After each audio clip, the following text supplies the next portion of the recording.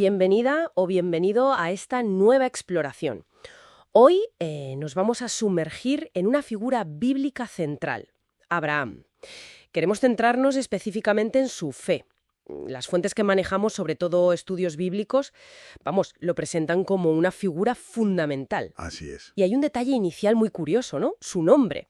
Empezó siendo Abram, que venía a significar Padre Exaltado. Ajá. Pero luego Génesis nos cuenta que Dios se lo cambia. Pasa a ser Abram, Padre de multitudes. Vaya. Eso ya nos da una pista importante, ¿verdad? Claro, sugiere como una transformación, un propósito divino mucho más grande para él. Exactamente. Y ese es nuestro objetivo hoy. Intentar desgranar qué implica eso de la fe de Abraham. Ver por qué las Escrituras le dan tanta importancia y cómo ese concepto, que nació hace milenios, sigue teniendo eco, sobre todo en la tradición cristiana. Entiendo. Queremos ver cómo su historia se considera la base, digamos, de la justificación por la fe. Perfecto.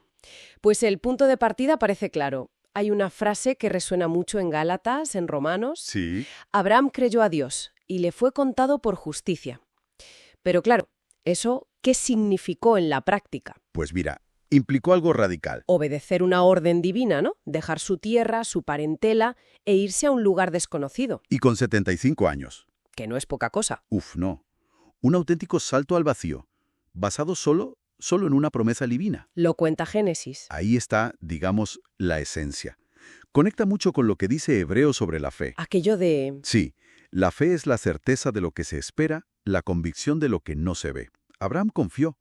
Creyó en esa promesa de una tierra, de una descendencia enorme como las estrellas. Ya, Pero lo creyó antes de tener ninguna prueba física tangible. entiendo. Y esa confianza ciega, por así decirlo, esa confianza en la palabra de Dios, es lo que Dios, valoró como un acto de rectitud. De justicia. Ser contado por justicia, o sea, ser considerado justo, aceptable ante Dios. Eso es. Pero no por sus propios méritos, sino por esa fe, por esa confianza. Por eso le llaman Padre de la Fe. Claro. Y es fascinante cómo Pablo, en sus cartas, pienso en Gálatas, en Romanos, Ajá. pone esta fe en contraste directo con la ley mosaica, con los mandamientos que llegaron, mucho después. Muchísimo después, unos 430 años más tarde, de hecho. Y ojo, hay un detalle crucial ahí. ¿Cuál? Que Abraham fue declarado justo por Dios antes de ser circuncidado. Romanos lo explica muy bien. Ah, es verdad. La circuncisión vino después. Fue como una señal externa, ¿sabes? Un sello de la fe que él ya tenía. Qué interesante. Y esto es fundamental, porque según esta lectura, establece que la justificación, el ser aceptado por Dios, no depende de cumplir ritos, no depende de las obras de la ley. Depende de la fe. Exacto, depende de la fe. Por eso se argumenta que Abraham es padre espiritual de todos los creyentes. Tanto judíos, circuncidados... Como gentiles, no circuncidados, que compartan esa misma clase de fe en la promesa de Dios. Entendido. Además, esa promesa inicial no era solo para su familia, ¿no? Tenía una perspectiva mucho más amplia. Correcto. La promesa ya incluía eso de «en ti serán benditas todas las naciones». Lo recoge en Génesis, Gálatas, Hechos. Era universal desde el principio. Ya. Y los textos del Nuevo Testamento, como Romanos o Efesios, conectan directamente esa fe de Abraham con la fe en Jesucristo. ¿Cómo? Argumentan que hoy día la forma de ser justificado, de ser aceptado por Dios, es a través de la fe en Cristo. Y que este camino está abierto a todos, judíos, gentiles, da igual. Y no es por méritos, es por gracia, un regalo. Como un eco directo de cómo Abraham fue justificado, entonces. Exactamente, un eco directo.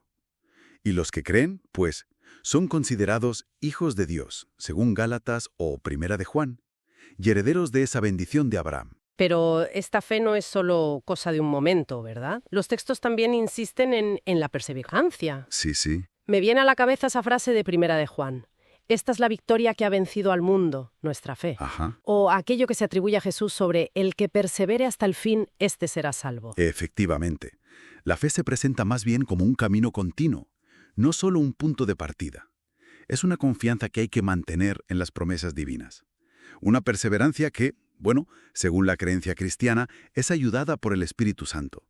Es un compromiso, digamos, mantenido. Entendido. Entonces, para ir resumiendo lo que hemos visto en estas fuentes, Abraham se nos presenta como el gran arquetipo, ¿no? El modelo de la fe que justifica ante Dios. Sí, Una fe que es anterior a la ley y a los ritos, que se basa en creer en la palabra de Dios, aún sin ver pruebas, y que para la tradición cristiana pues encuentra su expresión máxima y su cumplimiento en la fe en Jesucristo. eso es. Y fíjate, nos deja una reflexión final interesante, creo yo. A ver. La historia de Abraham empieza con eso, con un acto de fe brutal. Dejar todo lo conocido por una promesa invisible. Ya. ¿Qué paralelismos tiene eso hoy? ¿En qué aspectos de nuestra vida, personal o colectiva, se nos sigue pidiendo de alguna forma dar pasos basados en la convicción de lo que no se ve? Ir más allá de las certezas tangibles, de lo que podemos tocar y controlar.